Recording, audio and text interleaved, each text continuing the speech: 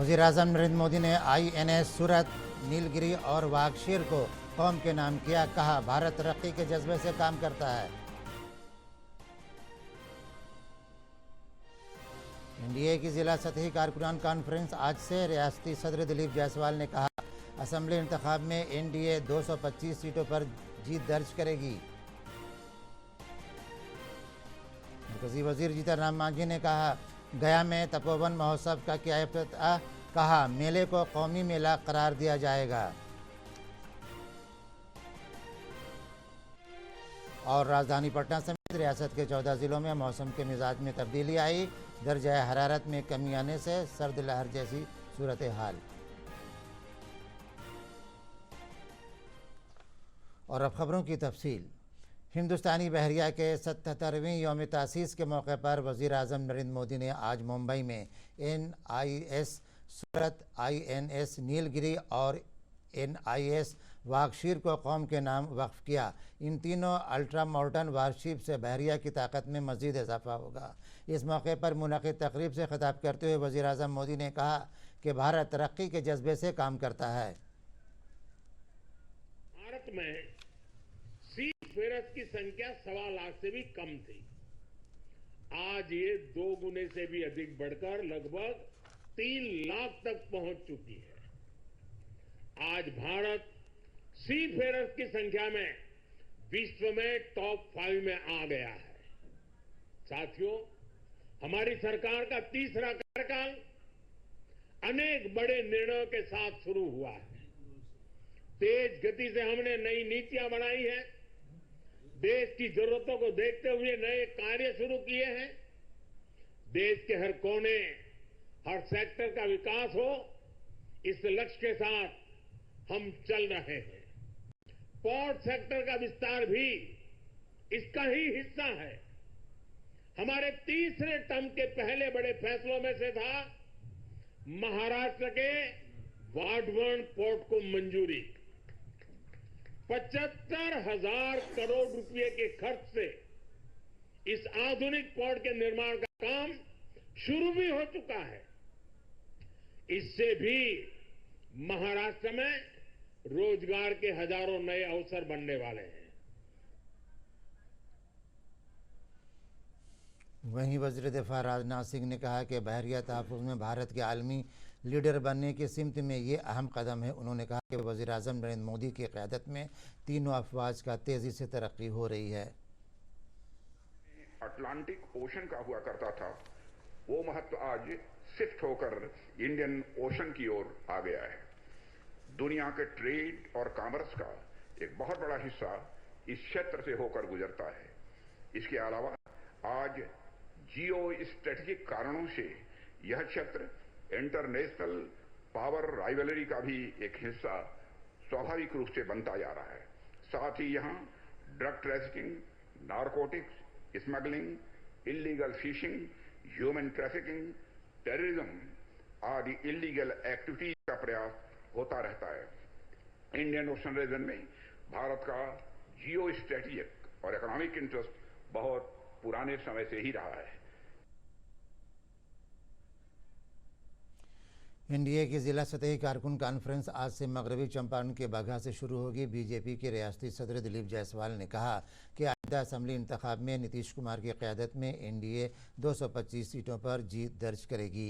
कल पटना वाक़े जनता दल यू दफ्तर में मुनक़िद मुश्तरका प्रेस कॉन्फ्रेंस से खिताब करते हुए कहा कि डबल इंजन की हुकूमत में बिहार तेज़ी से आगे बढ़ रहा है। प्रेस कॉन्फ्रेंस से जनता दल यू के रियासती सदर उमेश कुशवाहा ने भी खिताब किया।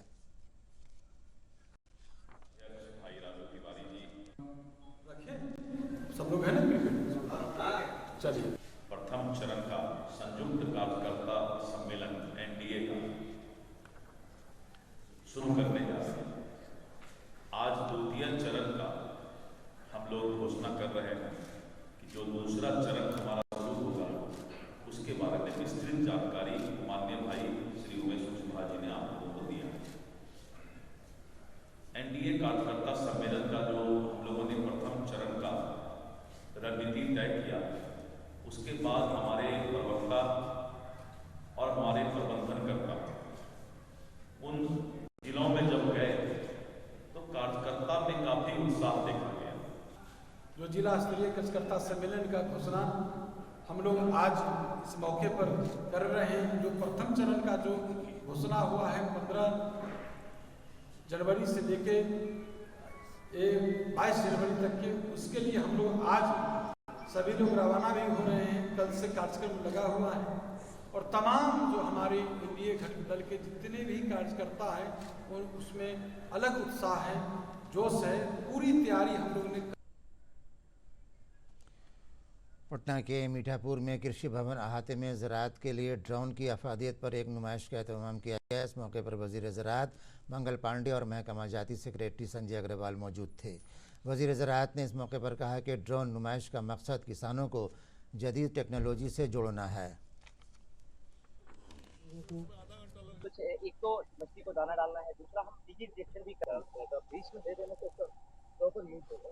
आप चीज का छिड़काव करते थे जी, इससे सीडिंग भी होगा। जो आदरणीय प्रधानमंत्री और माननीय मुख्यमंत्री जी की सोच है कि खेतों में जो हमारे पेस्टिसाइड्स हैं उसके छिड़काव ड्रोन के माध्यम से किए जाएं, उर्वरकों के छिड़काव ड्रोन के माध्यम से किए जाएं, जो तालाब हैं उन तालाबों में रहने वाले मछलियों के लिए उनके खाने का छिड़काव ड्रोन के माध्यम से किया जाए, उसका प्रदर्शनी आज हम सब लोगों ने यहाँ किया है। और मुझे लगता है कि यह एक आज अद्भुत कार्यक्रम पूरे राष्ट्रीय स्तर पे यहाँ पटना में हुआ है और ये पूरे देश और बिहार के किसानों के लिए भी एक संदेश है कि आदरणीय प्रधानमंत्री और माननीय मुख्यमंत्री जी जिस आधुनिकता के साथ किसानों को। मरकजी वजीर जीतन राम मांझी ने गया में तपोवन महोत्सव का इफ्तिताह किया। इस मौके पर उन्होंने कहा कि तपोवन महोत्सव को कौमी मेला करार दिया जाएगा। उन्होंने कहा कि सभी को यकसां तालीम मिलनी चाहिए। इस मौके पर जिला मजिस्ट्रेट डॉक्टर त्यागराजन SM ने तपोवन महोत्सव के बारे में तफसील से जानकारी दी।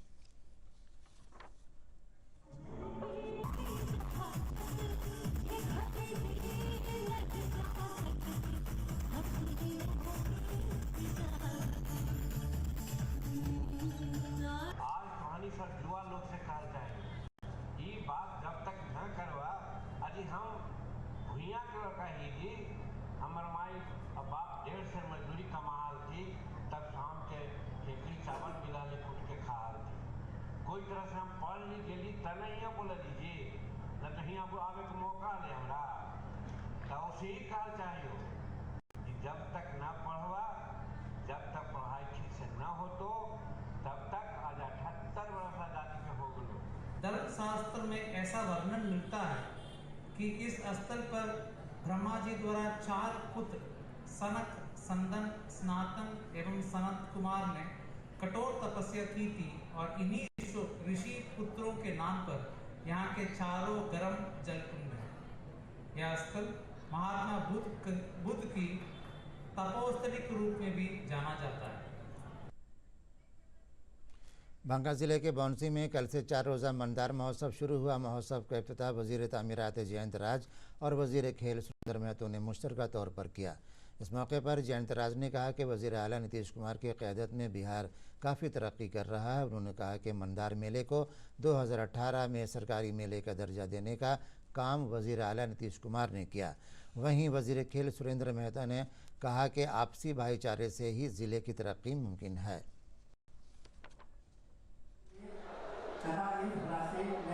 जब 2020 में मुझे भी अमरपुर विधानसभा से प्रतिनिधित्व करने का मौका मिला, प्यास उसके बाद माननीय मुख्यमंत्री जी के आशीर्वाद से मुझे भी ग्रामीण कार्य विभाग मंत्री बनने का मौका मिला, तो सैकड़ों सड़कों का हम लोगों ने जो है उद्घाटन योजना की स्वीकृति हम लोगों ने दिलाया।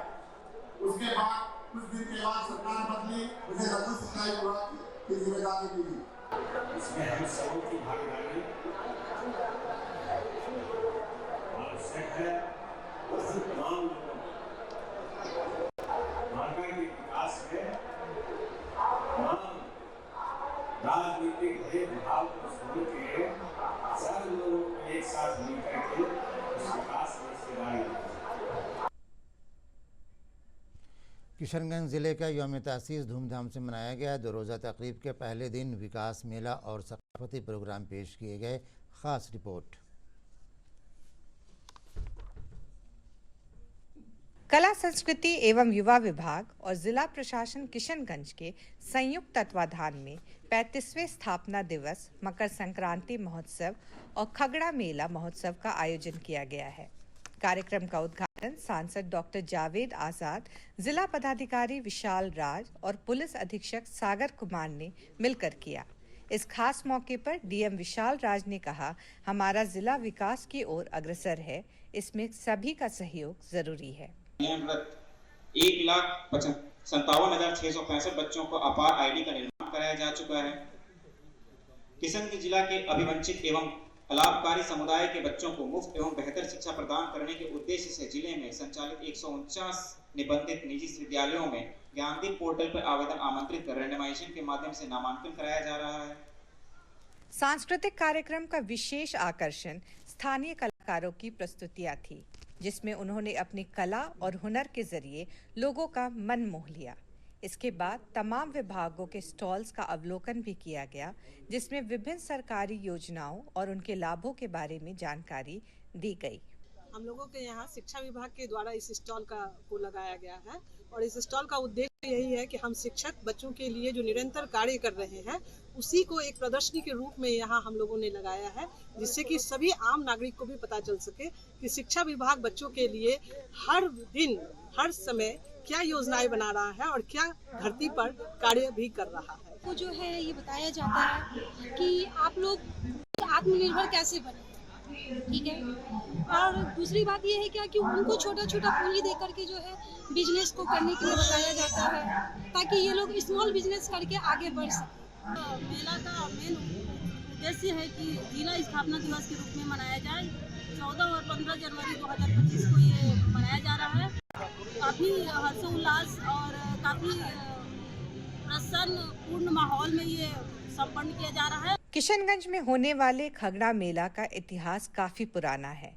इसकी शुरुआत साल 1883 में हुई थी। एक समय में इस मेले में भारत ही नहीं बल्कि बांग्लादेश, पाकिस्तान, म्यांमार, श्रीलंका, मलेशिया, अफगानिस्तान से व्यापारी व्यापार करने आते थे। दूरदर्शन समाचार के लिए शाहिद बशीर की रिपोर्ट। आइए जानते हैं मौसम का मिजाज।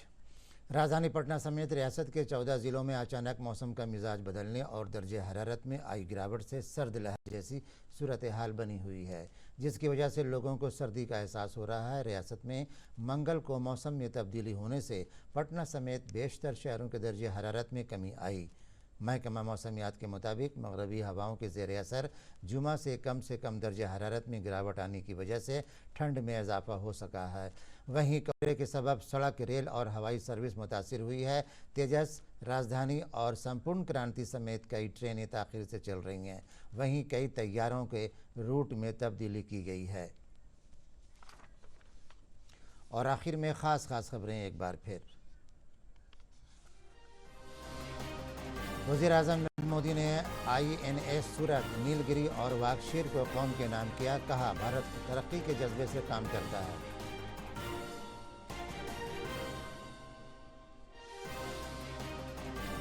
NDA की जिला सतही कारकुनान कॉन्फ्रेंस आज से सदर दिलीप जायसवाल ने कहा, असेंबली इंतखाब में NDA 225 सीटों पर जीत दर्ज करेगी।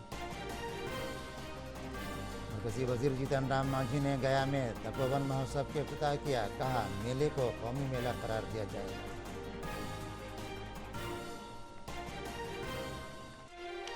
और राजधानी पटना समेत रियासत के 14 जिलों में मौसम के मिजाज में आई तब्दीली, दर्जे हरारत में कमी आने से सर्द लहर जैसी सूरत हाल।